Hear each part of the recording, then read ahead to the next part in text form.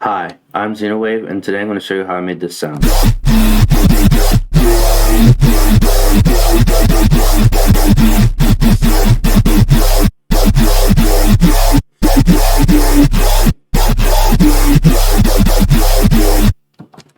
Okay, so in the Unison section, we have a Unison order of 9, and all these faders are set to 0. In operator 1, we have a square wave that has been converted to sine harmonics and has randomized phases. And operator 2, we have nothing, because this doesn't matter. I just didn't choose operator 2, it's all arbitrary. Operator 3 is our separate sub. All it is a sine wave with a little bit of sine shaping.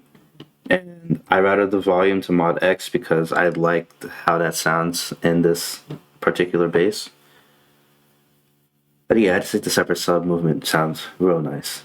In operator 4, we have a regular sine wave with these harmonics. I add these harmonics just for more higher frequency activity. But since I'm using high frequencies, even though I'm modulating at 100% in the matrix, I decrease the intensity with this knob right here.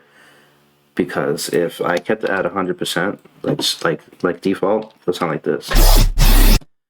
I didn't want that, so I'm just using this to control the intensity rather than this, because this has more control. And I'm routing the volume of operator 4 to mod X as well. Operator 5 is a regular sine wave with a ratio of 8, and I do the same sort of logic here with the intensity. Since this is a higher frequency sine wave, I decided to control the intensity right here. And it is at, 55%. Operator 6 is what I call the Super Modulator, and all the Super Modulator is just an operator that modulates every single other operator, including itself, most of the time at least. And it controls. With that being said, it controls basically the whole sound when every other operator is being modulated by this. And what that does in this case, I'm using a saw wave, so I'm using a sort of oscillator sync. So if I take this off, actually, we'll get this sound.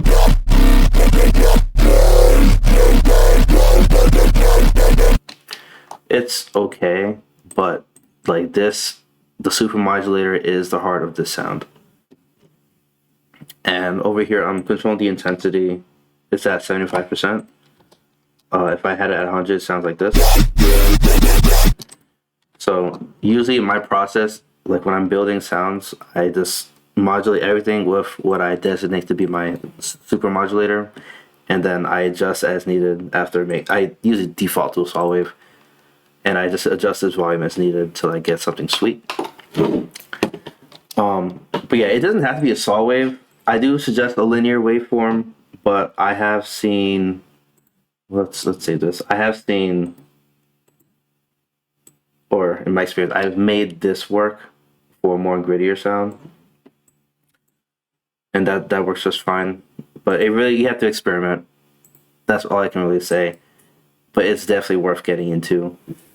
Other than that, I am controlling the volume of operator 6 with mod X, and also the pitch with mod Y, because as you can see, I have a ratio of 8, but if I left it at 2, it would sound like this. I didn't like that, so I tried 4. I didn't like that much either. I tried 8. Oh, sweet. And then I see what it's like over at 16. I don't know. And then 32. No. And that's basically how I super modulate every time, basically. It's because I want to check out every sort of timbre I can get. And I have this harmonic over here and this one over here. So at harmonic 8 at magnitude 57 and harmonic 23 at magnitude 47%. If I took these off, actually,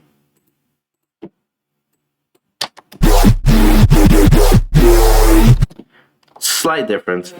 I'm really nitpicky. I don't know if you can hear the difference, but hopefully you can. Trust me, it's there. So yeah, that's it for the operators. For the filters, I have a Phasor, bandstop, and high pass serialization going on. So for filter 1, I have my cherry Phasor.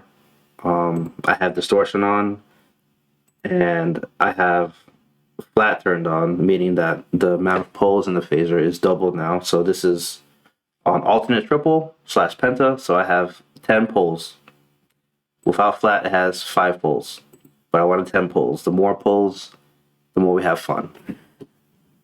So the cutoff over here, the Unison mapping index for the cutoff looks like this. Or I just call it the Phasor cutoff distribution, however you want to call it. I set it like this so that the phasors are distributed in such a manner. So if I default it, it sounds like this, or like this.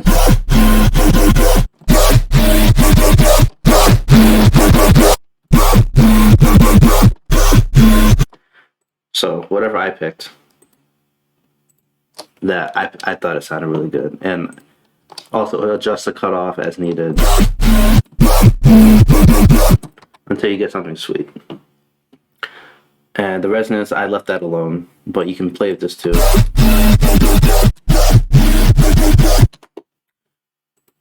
And over here, I am ever so slightly modulating the cutoff of the Phasor with Mod X.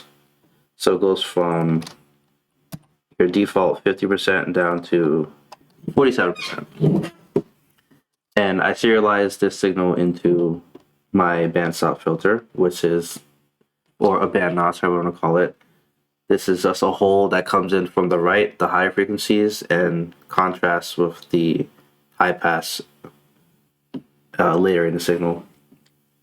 So this is on triple mode, a cutoff of 55%. That's just the taste. And I have high quality on, and I'm sweeping this down. So it starts high and ends up low as you modulate Mod X. And I increase the resonance, so I make the hole bigger as I increase modulation X. And I have the default shape for the wave shaper. And I serialize that into, did I say this? 50% resonance. And okay, so now I serialize this into filter 3, which is a high pass, Lime high pass on triple mode and high quality. And I had this shape for the volume of the high pass because I wanted just some definition. It's a little bit cleaner in my opinion. And this is my shape for the cutoff of the high pass. And I'm starting the cutoff at 42%. And again, default resonance 50%. And that's basically the sound. Over in the effects, this is just default chorus, and I think the only thing that really changed was the chorus cross. Let's see. Yeah, ever so slightly. But feel free to mess with these as needed. Oh, yeah, order of 9 is usually at 4. So I have a chorus order of 9, and I'm modulating the volume. And I think a similar shape to the high pass filter. Here's what it sounds like without it, actually. So not much of a terrible difference, but there's a lot of a stereo difference. Yeah. That's basically the sound. Yeah. It's a bit of a long one, but that's what we'll be getting into. I think this is the most I've gotten into the Matrix in this synth. But yeah, if you have any questions, let me know, and have a good day.